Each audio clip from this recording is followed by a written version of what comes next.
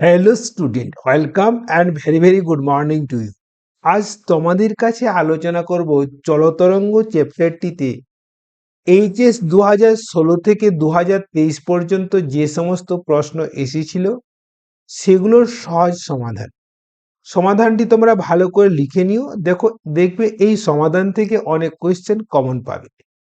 এছাড়া ভিডিও শেষে তোমাদের জন্য একটি সাজেশন দেব, যে সাজেশনটি তোমাদের ক্লাস 11 নিট মেন অ্যাডভান্সে খুব খুব কাজে লাগবে। আর ভালো লাগলে লাইক শেয়ার করো। ওকে। আর ফিজিক্সের 70-তে 70 বা তার কাছাকাছি নাম্বার পাওয়ার জন্য আমার চ্যানেলটি দেখতে থাকো। ওকে। দেখো 2016 সালে যে কোশ্চেন এসেছিল, দুটি শব্দ তরঙ্গের দশা পার্থক্য 60 ডিগ্রি হলে ওদের পথ পার্থক্য হয়। অর্থাৎ জানো তো, দশা পার্থক্য ফাই আর পথ পার্থক্য এক্স এর মধ্যে সম্পর্ক বের করতে হবে। তো দেখো, এই দশা পার্থক্য ফাই সমান 2πx/λ।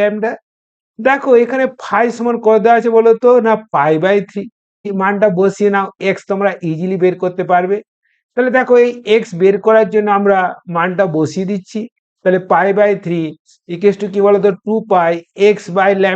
কি বলো, কি কাটা যাচ্ছে বলো তো, এই পাই পাই কেটে যাচ্ছে। তাহলে দেখো এক্স ইকুয়ালস টু λ/6 এলো কিনা বলো, বুঝতে পারলে? ওকে, তাহলে তোমাদের যদি এই সম্পর্কটি মনে থাকে তাহলে এখানে এই নাম্বার তোলা কোনো জটিল হবে না। ওকে। দেখো এইরকম অনেক ফর্মুলা, তোমরা যদি আমার তোমরা যদি তরঙ্গের ওয়ান শট এইরকম ফর্মুলাগুলো তোমরা সহজেই মনে রাখতে পারবে যদি আমার ওয়ান শট ভিডিওটি ভালো করে দেখে নাও। দেখো এরপরে 2017 সালে কি কোয়েশ্চেন এসেছিল এবার দেখে নাও। তির্যক তরঙ্গ বায়বীয় মাধ্যমে প্রবাহিত হতে পারে না, কেন লেখো। দেখো, তির্যক তরঙ্গ যখন কোনো মাধ্যমের মধ্য দিয়ে বিস্তার লাভ করে না, তখন মাধ্যমের বিস্তার রেখার উপর অবস্থিত কোনো কণা তার পাশের কণার উপর কৃন্তন বল বা স্পর্শকীয় বল প্রয়োগ করে। যেহেতু কৃন্তন বল কেবলমাত্র কঠিন মাধ্যমের কণার মধ্যেই দেখা যায়, তাই তির্যক তরঙ্গ কি বলতো কেবলমাত্র কঠিন মাধ্যমে প্রবাহিত হয়, বায়বীয় মাধ্যমে প্রবাহিত হতে পারে না। ওকে। এরপর দেখো, বায়ু মাধ্যমে স্পন্দমান একটি কণার কম্পাঙ্ক এফ হার্জ। তার মানে কি বলো, প্রতি সেকেন্ডে এফ সংখ্যক কম্পন সম্পন্ন হচ্ছে। তাহলে 5 সেকেন্ডে কতগুলি কম্পন সম্পন্ন হয় বলো তো, না 5 × f। বোঝা গেল? 4 নাম্বার দেখো, বায়ু মাধ্যমে অবস্থিত একটি ষোড়শলাকা 5 সেমি বিস্তারে 30 হার্জে কম্পিত হয়। বায়ুতে শব্দের বেগ এত মিটার/সেকেন্ড হলে চলতরঙ্গের রাশিমালাটি নির্ণয় করো। দেখো, এক্স অক্ষের ধনাত্মক দিয়ে গতিশীল চলতরঙ্গের সমীকরণ y equal to a sine কি বলতো, এটা ওমেগা t মাইনাস 2πx/λ। দেখো যখন এ হলো কম্পন বিস্তার, দেখো এটা দেওয়া আছে, এ কত বলতো 5 সেন্টিমিটার হলো। ওমেগা কৌণিক কম্পাঙ্ক, তোমরা ওমেগাও বের করে নাও। ওমেগা কত বলতো 2πf। এফটা দেখো বলেছে কত, বলেছে 30 বলেছে। তাহলে দেখো এটা 30 × 2π মানে এটা 60 পাই রেডিয়ান পার সেকেন্ড। বোঝা গেল? এরপর ল্যামডা বের করে নিতে হবে, তাই তো। ল্যামডা তরঙ্গ দৈর্ঘ্য। দেখো এখানে তরঙ্গের বেগ দেওয়া আছে, কম্পাঙ্ক দেওয়া আছে, আমরা তরঙ্গ দৈর্ঘ্য ল্যামডা বের করে নেব। কত বলতো v/f।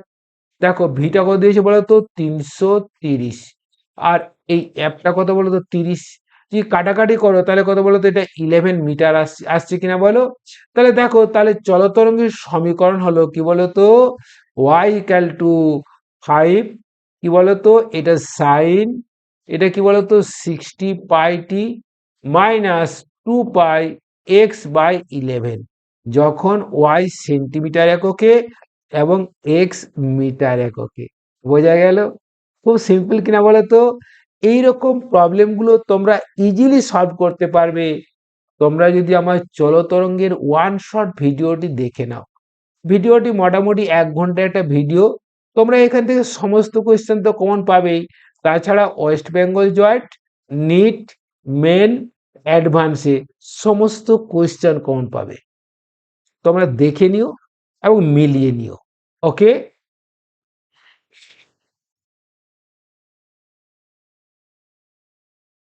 এরপরে দেখো,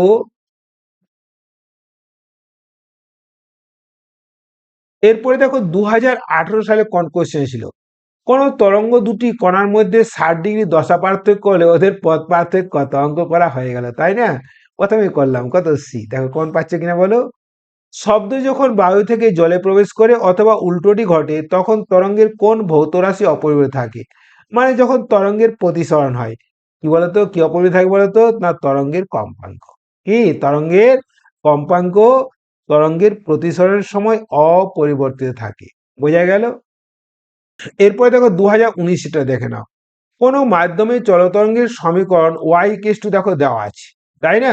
যখন কি বলতো এক্স এর একক মিটার, তাই না, এবং টি এর একক সেকেন্ড, ওই মাধ্যমে তরঙ্গের বেগ হবে, তাই না? তাহলে দেখো একটু ভালো করে দেখে নাও, তরঙ্গ বেগ ভি সমান কি বলতো, না টি এর সহগ বাই এক্স এর সহগ, টি এর সহগ কত বলো ওমেগা, আর এক্স এর সহগকে আমরা কি বলতো কে দিই। তাহলে দেখো এই ক্ষেত্রে ওমেগা কত আছে বলতো 100 পাই আছে কিনা বলো, এটা 100 পাই, তাহলে এটা হলো 100 পাই। আবার দেখো কে কত আছে বলতো পাই বাই কি বলতো 10, তাহলে কি হলো এটা 1000। দেখো যদি এক্সটা মিটার এককে হয় তাহলে এর বেগ হবে কি বলতো 1000 মিটার/সেকেন্ড, বোঝা গেল। অর্থাৎ কি বলতো অপশন এ কারেক্ট। চলতরঙ্গের ক্ষেত্রে কণাবেগ ও তরঙ্গবেগের সম্পর্ক নির্ণয় করো, দেখো খুব সিম্পল, একটু ভালো করে দেখে নাও। দেখো ধরো কোন একটি চলতরঙ্গ এক অক্ষের ধনাত্মক দিকে অগ্রসর হচ্ছে এবং এর সমীকরণ y equal to a sine কি বলতো omega t minus k x হলো। এখান থেকে কণাবেগ বের করতে চাও তাহলে কি হবে বলতো d y by d t equal to কি বলতো, এটা এ ওমেগা, এটা কি বলতো কস কি বলতো omega t minus k x. আবার যদি তোমরা এটা এক্স এর সাপেক্ষে অবকল করো তাহলে কি পাবে বলতো ডিওয়াই বাই ডিএক্স প্রবণতা পাবে সমান কি বলতো এটা এ কট কি হবে বলতো এটা omega t minus k x into কি বলতো মাইনাস কে।